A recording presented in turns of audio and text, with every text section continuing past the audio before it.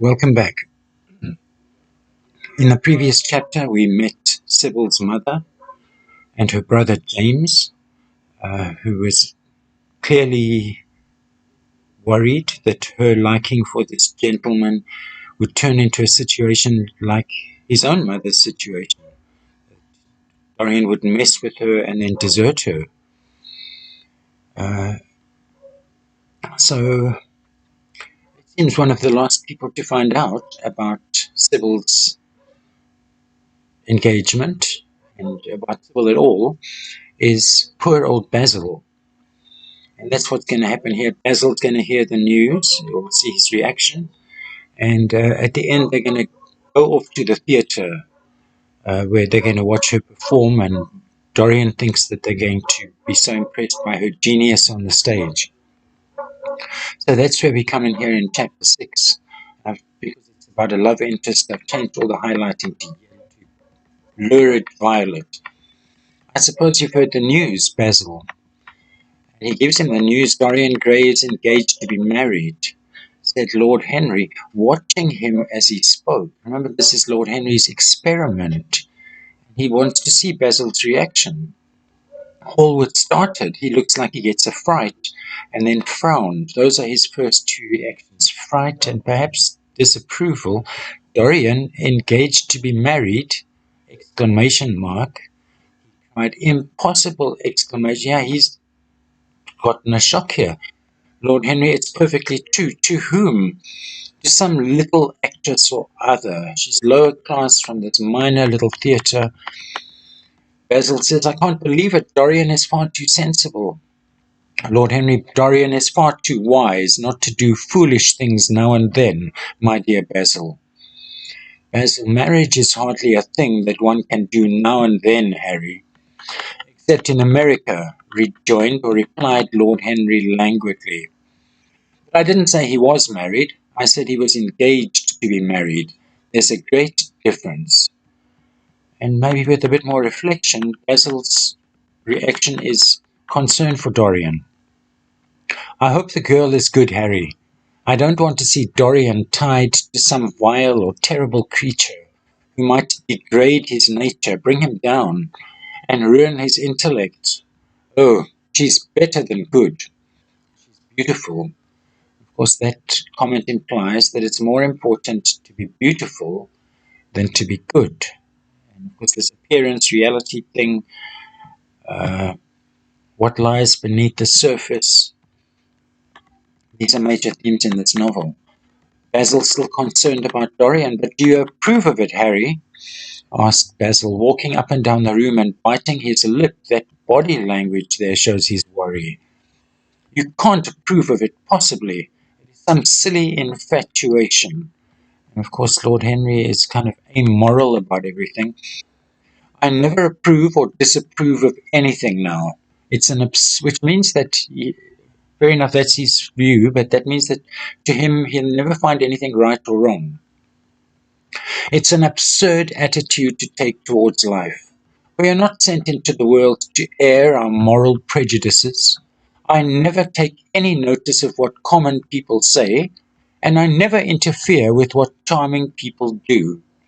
If a personality fascinates me, whatever mode of expression that personality selects is absolutely delightful to me. If he's kind of really interested in someone, it sounds like he doesn't care what they do. The real drawback to marriage is that it makes one unselfish, and unselfish people are colorless. They lack individuality. They're talking about marriage. Lord Henry says, besides, every experience is of value. And whatever one may say against marriage, it is certainly an experience.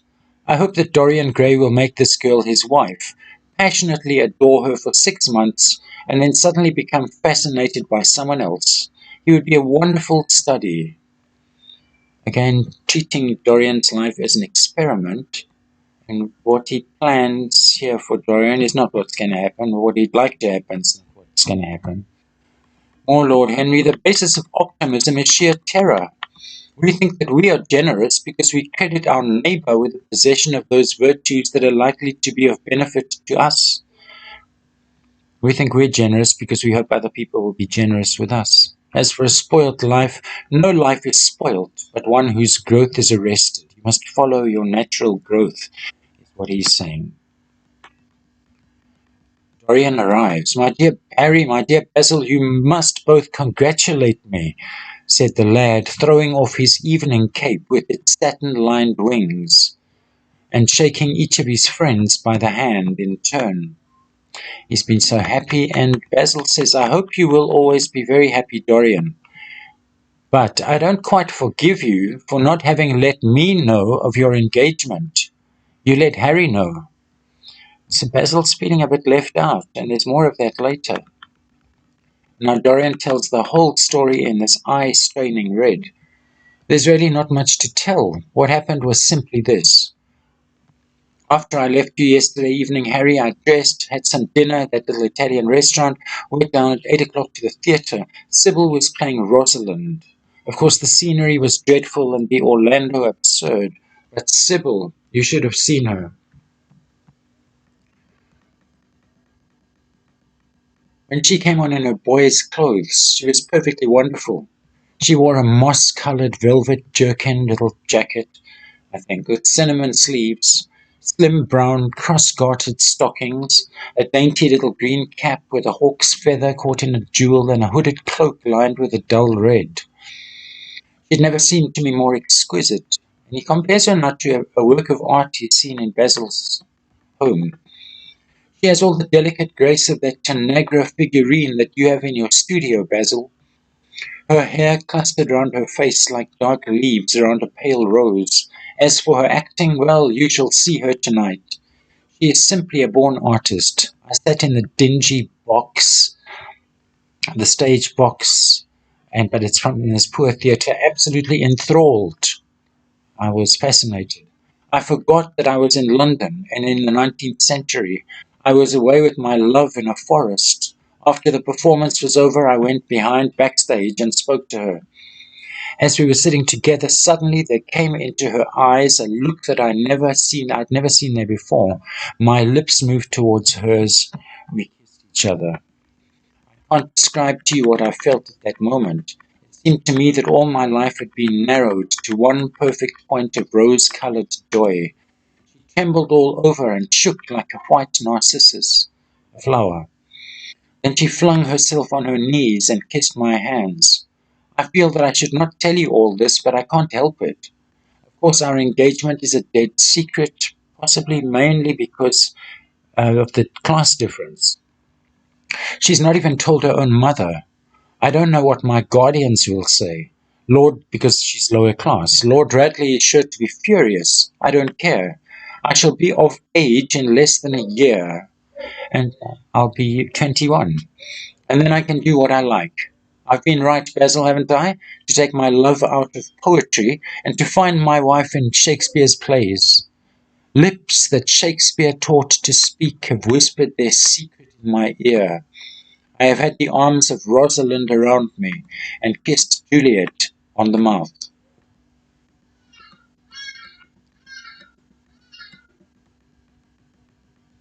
Henry's asking, when did you mention marriage? I did not make any formal proposal. I told her that I loved her, and she said she was not worthy to be my wife. Not worthy? Why, the whole world is nothing to me compared with her.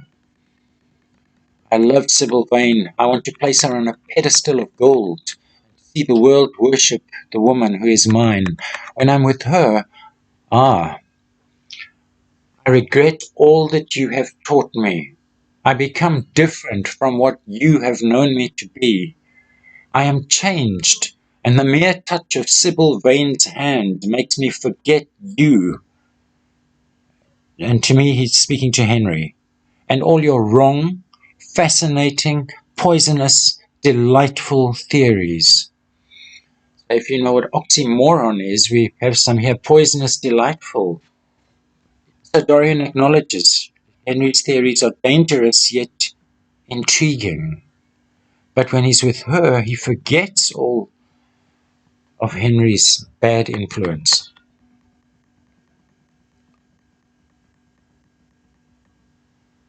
So once again, we wonder if this is kind of based on the Faust legend. Is Henry kind of symbolic of the devil? And those are, what are those theories? Dorian says, oh, your theories about life, your theories about love, your theories about pleasure, all your theories, in fact, Harry. Pleasure is the only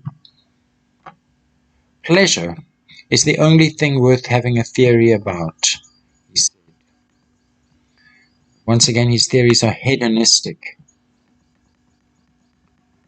What do you mean by good? Good is relative. And Harry's idea is to be good, is to be in harmony with oneself. Again, his idea,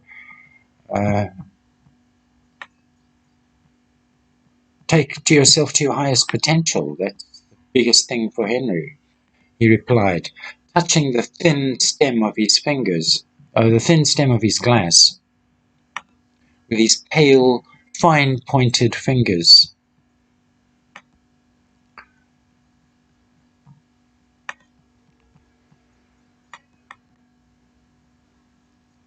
Again, speaking his views on individualism is the higher aim. The real tragedy of the poor is that they can afford nothing but self-denial. Basil says one has to pay in other ways but money. And that'd be an interesting essay on this whole novel. How does everyone pay in ways other than money? How does Basil pay?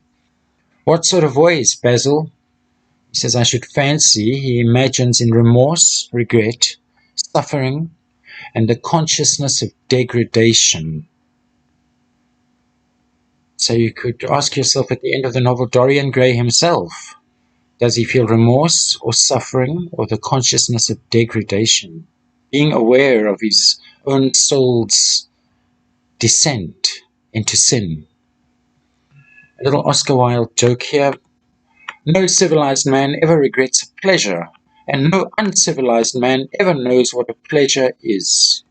Dorian says a pleasure is to adore someone. Lord Henry is saying nothing's ever quite black and white, nothing's ever quite true. A joke coming up, Dorian says, you must admit, Harry, that women give to men the very gold of their lives. Possibly, but they invariably want it back in such very small change. And he's smug and confident here. Dorian, you'll always be fond of me. I represent to you all the sins you've never had the courage to commit. So if you are looking for evidence that he is symbolic of the devil, you could use his own words here. So I'm going to put those in bold. And off to the theatre. When Sybil comes on the stage, you'll have a new ideal of life.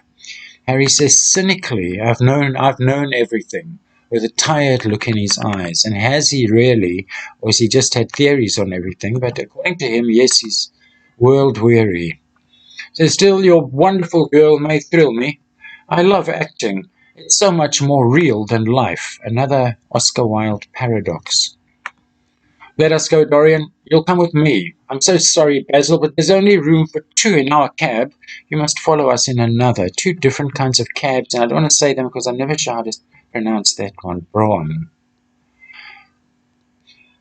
So again, Basil being marginalized and left out. The painter was silent and preoccupied.